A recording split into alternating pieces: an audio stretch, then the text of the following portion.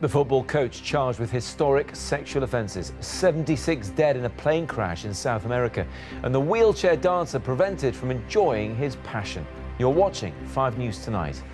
Former football coach Barrie Bernal has been charged with 8 counts of sexual assault against a boy under the age of 14. Brazilian footballers on their way to their biggest game in the club's history are among 76 dead after their plane crashed in Colombia. And denied the right to dance, I'll be talking to the man who was told his wheelchair would damage a dance floor. Also tonight, we're asking if it should be easier to get hold of the Morningafter pill. One charity says women are feeling patronised and have put off getting emergency contraception because of the questions they have to answer. Good evening, welcome to 5 News Tonight. I'm Matt Barbett. A former football coach has this evening been charged with 8 offences of historical sexual assault. It comes after several days of allegations of child sexual assault in football. The chairman of the FA said the crisis is one of the biggest in its history and that he doesn't know whether the allegations were covered up in the past. Greg Clark says he is determined to be open about how the scandal is dealt with now. Our chief correspondent, Tessa Chapman, has the latest. Charged with 8 counts of sexual assault, Barrie Bernal, the former football coach who discovered some of Britain's top talent. Tonight, the CPS released this statement. On the 27th of September 2016, the Crown Prosecution Service received a file of evidence from Cheshire Police relating to allegations of non-recent child sexual abuse. Following a review of the evidence, Mr Bernal has today been charged with 8 offences of sexual assault against a boy under the age of 14. It comes in a week when abuse in football has hit the headlines. From Sunday League to Premier League, the game has questions to answer. What did clubs know? What did the FA know about abuse in sport? Today, the boss admitted it's the biggest crisis he can remember. In the 1990s, society was sleepwalking and we were part of that problem. I think institutionally, all organisations in the old days used to protect themselves by keeping quiet and closing ranks. That's completely inappropriate and unacceptable today, which is why we've had an independent-led inquiry. So can he rule out a cover-up? I'm not ruling out anything because I haven't got any facts yet. In the 2 weeks since Andy Woodward described his abuse, 5 other former players have shared their stories publicly and more than 20 have spoken to the Footballers' Union. Now a pledge in Parliament for rigorous, well-resourced investigations from police and the FA. Child sex abuse is an exceptionally vile crime and all of government takes it very seriously indeed. No good will come from anybody trying to cover anything up. We need to know exactly what happened, how it happened, what went wrong, and make sure that those mistakes are not taken again. It's not clear whether this scandal could spread wider than football and engulf other sports as more victims come forward. Tessa Chapman, 5 News. 76 people, including members of one of Brazil's top football teams, have been killed after a chartered plane lost power and crashed in Colombia. Shortly before boarding the plane, the manager of Chapecoense club had described the trip as their most important to date. Of the 81 people on board, only 5 are thought to have survived. Brazil has announced 3 days of mourning. Well, the plane was flying from Sao Paulo in Brazil via a stopover in Santa Cruz in Bolivia. It then crashed on the approach to Colombia's Medellin airport, as Julian Drucker explains. In the Colombian mountains, the grim sight of the plane which smashed into them and broke into 2. On board, amongst its 81 passengers, a top Brazilian football team travelling to the country for the biggest game in their history. This police video shows rescue teams desperately searching for signs of life. When you see the twisted seats and torn fuselage, it's hard to believe that anyone could survive such carnage. But incredibly, 5 people did.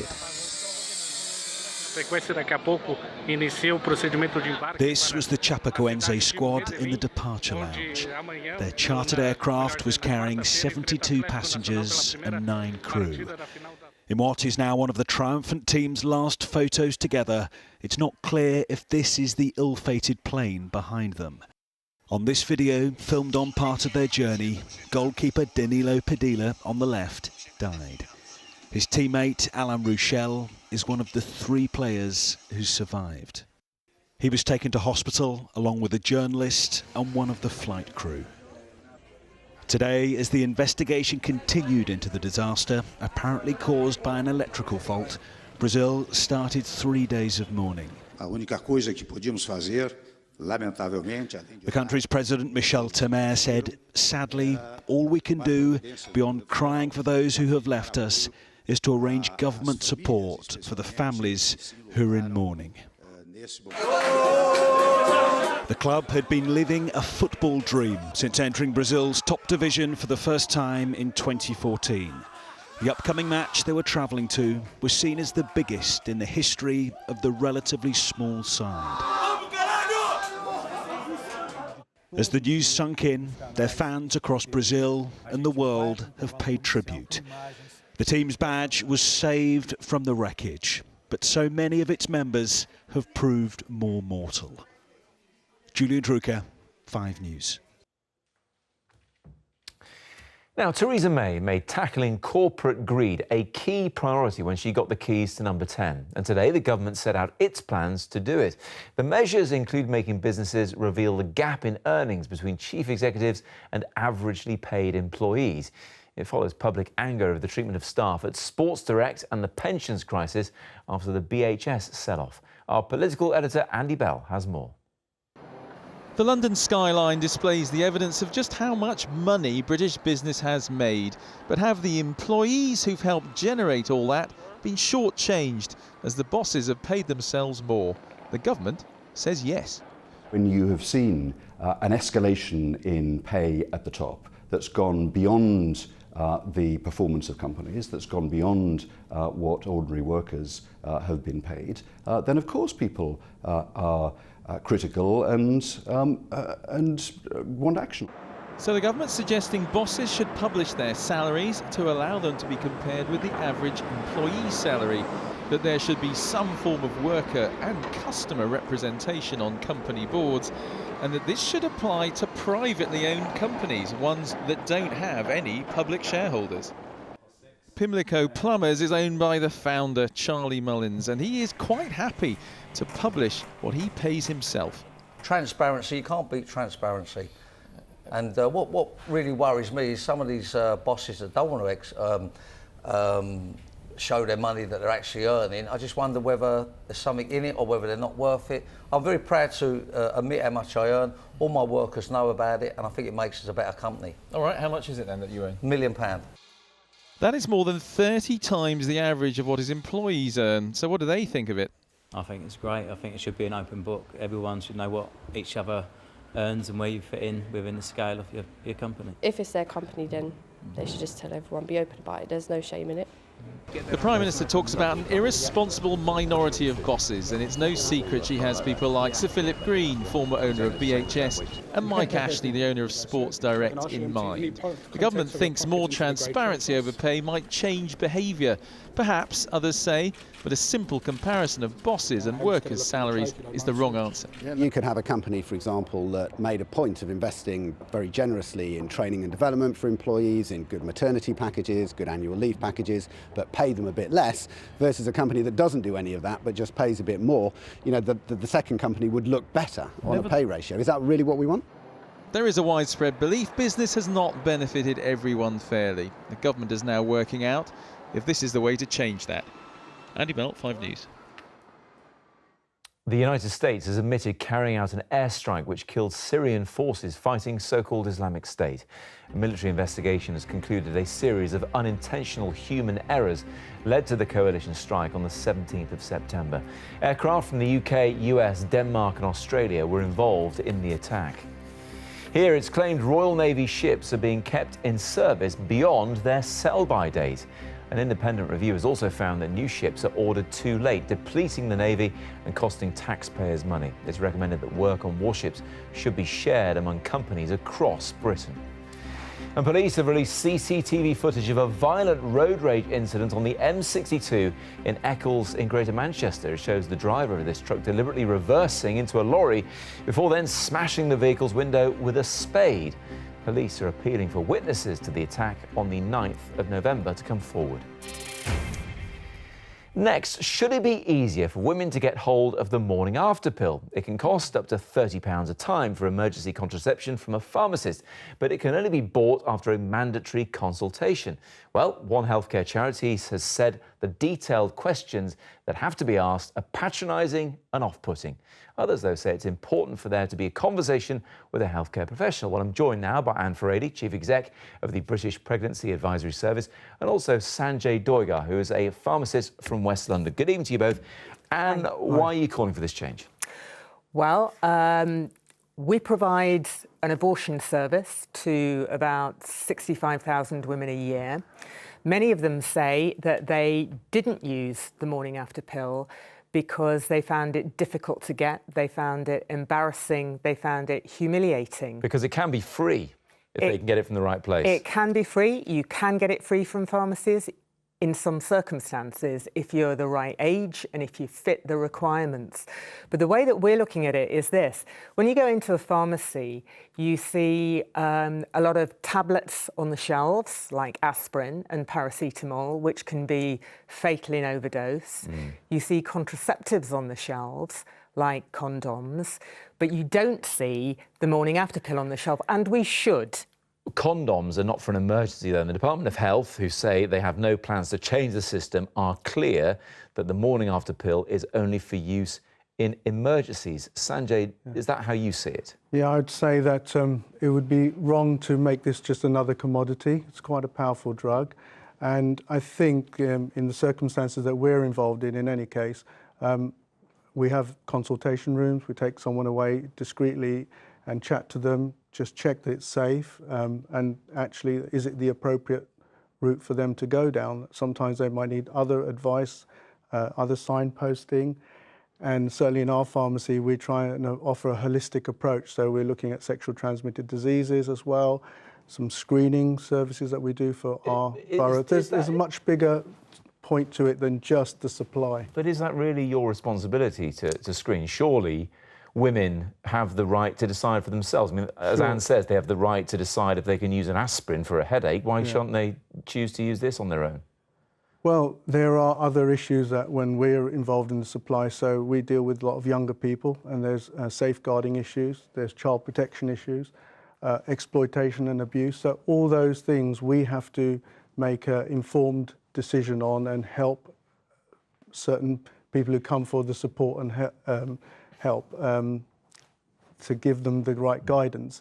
So I don't think that it's beyond the wit of patients and people to come in and ask for a little bit of help, and they have the facilities as well as the doctors, as well as family planning clinics. Yeah. I don't think free access would sit very well with most people, not to that level this young lady's asking for. And I mean, it can cost 30 quid a time, as I said. The same drug in France can cost something like £7. Yeah. If it was made available at that price, or perhaps even less, or free everywhere, and the NHS picks up the bill, what's wrong with pharmacists like Sanjay offering a little bit of advice, offering an ear? There is nothing wrong with an ear and advice.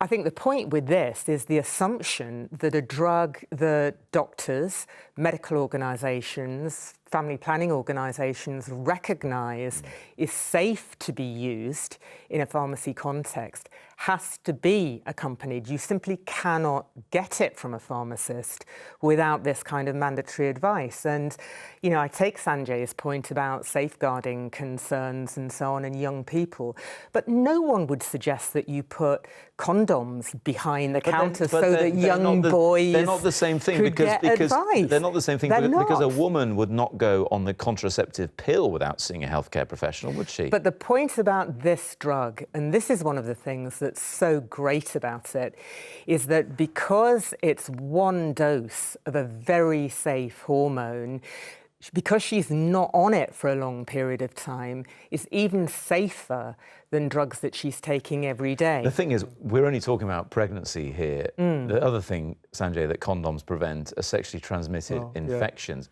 Are you concerned that if this was freely available, people would then be having more unprotected sex? I think I'm not particularly concerned about that, but I think it'd be the inappropriate use of this drug. So we look at the licenses and the manufacturers say, don't use this as your regular form of contraception. They have some issues with it. It's against, our sort of advice that we give. So there's a mismatch here between the two desires. One to maybe give more freer access of contraception, but this isn't the right one. Sanjay, Anne, I'm afraid we're out of time. Thank you both very much indeed. Thank you. Still to come on 5 News tonight. She is 117 years old. So what's the secret of this woman's good health? And why there's been a spike in the number of hedgehogs, pun intended, needing help to hibernate. We'll see you with those stories right after this break.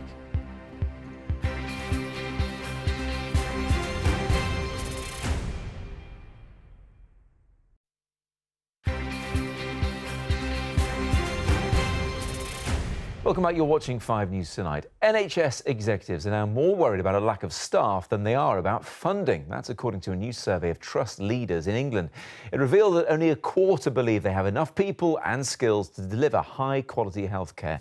And bosses at one hospital have also told 5 News they're worried about the impact that Brexit could have on recruitment. Our health correspondent, Catherine Jones, has more.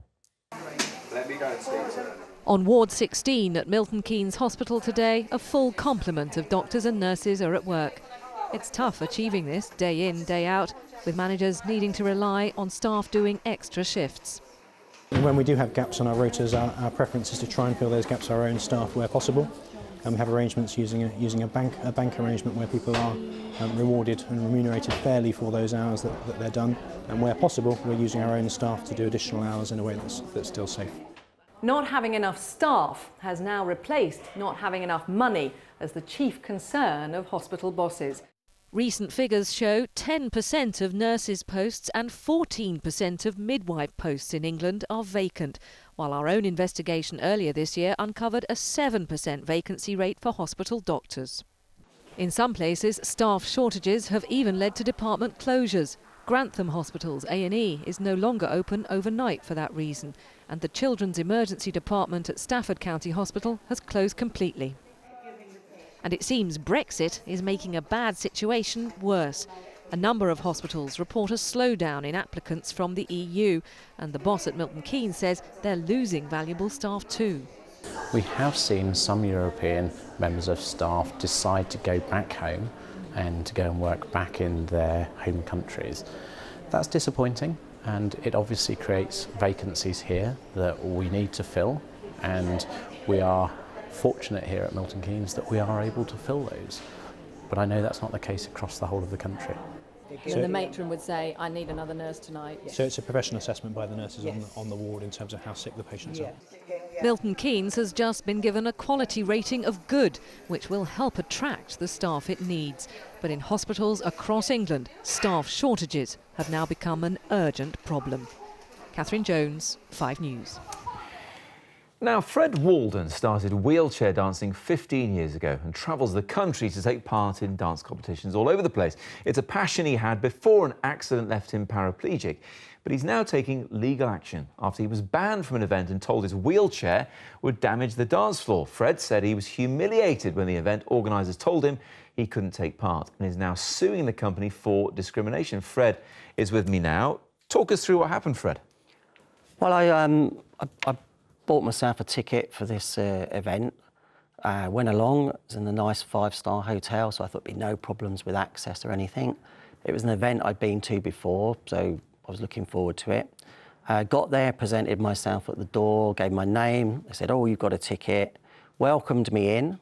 I told them I wanted to dance in the intervals. And I was told, "That's great, yeah, if you want to do jive dancing, there's this room where the competition is." So later far, on, so good then. Yeah, I was all welcomed in and invited to dance. And if in the evening, it would move to the upstairs room where there'd be freestyle. So I thought, oh, this is great. Went in, I watched a bit of the competition. Then the freestyle came on. I had one dance with somebody I knew. And then when that finished, I saw a lady that I'd done a competition with a month before, danced with her, had a lovely dance. She went on to win this competition. Okay.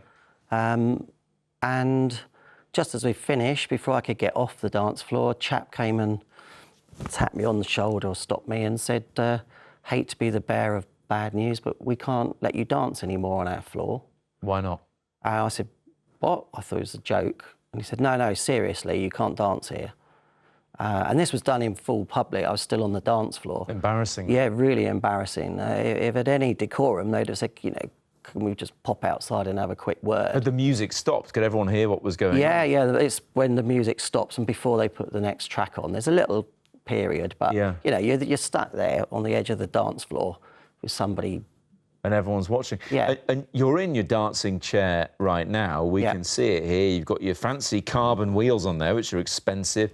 You've got specific tyres on there, and they don't mark. No, they're a special German rubber compound, which Schwalbe, who manufacture these, call black and roll, and they do not mark floors. Is there a lack of understanding about people who dance in their wheelchair? There aren't really many of us, and there certainly aren't many that dance at able-bodied events, for instance. There's clubs where disabled people dance, but I've joined a sort of able-bodied community, and most people are absolutely fantastic. Yeah, because you dance with able-bodied dancers. Yeah, but all the organisations have been supportive and really helpful, and everyone's friendly and lovely. This is a real exception. Well, we've contacted the company Jive Addiction Limited for a statement, but they haven't yet got back in touch with us. In court documents laying out their defence, though, they say that their policy prohibits wheelchairs as well as anything that may damage their dance floor, and that the policy applies equally to all customers, not just those who use a wheelchair, and is hence not directly discriminatory. Of course, legal proceedings are ongoing, so we won't go to the specifics of that. But Fred, in general, people like to think that we're more enlightened about what those with disability have to deal with in this country. And, you know, plenty of people are cheering on our Paralympians this year, and in 2012, of course. In your experience, have things got better for you? Mostly, yes, it has got better. But we can't really get complacent, because there are areas where, you know, things are going backwards a little bit, and it is down to individuals like me to take action. The authorities don't take action. It's down to an individual. Because you were telling me before that sometimes you forget you're in a chair, and frankly, why shouldn't you? Because it's not your defining feature. No. It's you're happy to choose what that is. But when you do tell people, they react in a different way. If you're on the phone, for example. Perhaps, yeah. So, do you think we're going in the right direction, or do you think still quite a lot more needs to be done? No, we're going in the right direction. Generally, it's good, but you say there's no room for complacency. No. And something like this, it has to be stopped, because if I lose this, it could be wheelchair users could turn up in a restaurant and they say, "You're not coming in.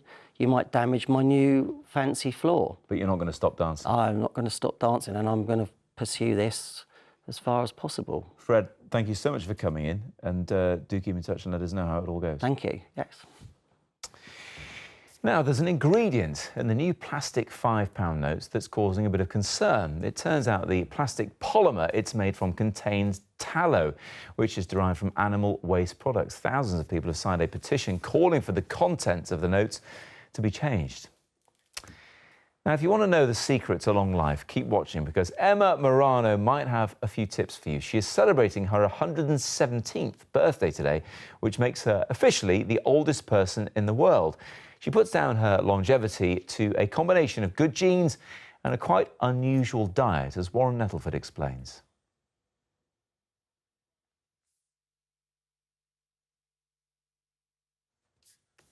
Well, I'm sorry, we don't have that story right now for you for the oldest woman in the world. Hopefully we can come back to it. Next, though, they're one of Britain's best-loved garden animals. But there's a warning tonight that many baby hedgehogs could struggle to get through the current cold snap. Experts say they're caring for hundreds more than they would usually see at this time of the year. Minnie Stevenson has been to one sanctuary to find out more. Meet the baby hedgehogs, or hoglets, who are so small they are struggling to survive this winter. Across Britain, wildlife centres have been inundated with the number of newborns who are born too late in the season to make it through hibernation without help. Now this is Peace. As you can see, she's extremely cute and she's only 8 weeks old. Now a healthy hedgehog should weigh just over 500 grams, but Peace here weighs just 250 grams, and that's too tiny to survive in the wild. She's a bit of a poser, isn't she? Wildlife experts say the milder weather earlier this year has led to later births than usual, which means the hedgehogs are too small to fend for themselves in the wild. Here at one hedgehog hospital in Berkshire, Gillian Lucraft told me the amount of hoglets they've taken in this year has more than doubled. Now, you've been rescuing hedgehogs for over a decade now. Have you seen anything like this before? Never, never. We normally get large numbers in at this time of year, but they're usually a lot bigger than this. We've not really had anything like the small numbers of small hedgehogs that have been coming in this year. Well, the first thing we do is obviously check them over for injuries and things like that, but because they're so small, normally they're put onto heat. We keep them in a cage and we feed them up until they get to a decent weight for release back in spring, but they can't go out during the winter. There are, it's estimated, just under 1 million hedgehogs living in Britain. But since the 1950s, the prickly population has declined by more than 30 million. It's thought intensive farming has left few places for the animals to forage and set up home. For a species in decline, it seems this winter, one of Britain's most loved animals is once again under threat. Minnie Stevenson, 5 News. Just before we go, retired athlete Jessica Ennishill is set to win a 3rd World Championships heptathlon gold medal from the 2011 competition. It's after the original winner, Tatiana Chernova from Russia, was stripped of her title following retrospective doping results. I'm afraid we don't have time to give you that story about the oldest woman in the world and her tips for reaching 117. We'll put it on our Facebook page. Search on Facebook for C5 News. But that's it from us for now. Claire Nasir has the weather next, and Danny Sinha has updates throughout the evening in Channel 5. Thanks for your company. See you again tomorrow. Bye-bye.